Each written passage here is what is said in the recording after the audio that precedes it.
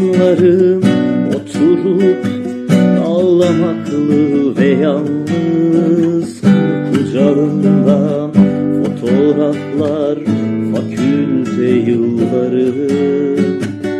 80'lerde İstanbul'da hüzün grupları, duygu yüklü sevgililer, kaçamak öpücükler. 20 yaşın yüreğinde kaybettiği düşleri, caddeler boyunca gezdiği heyecan dolu günleri.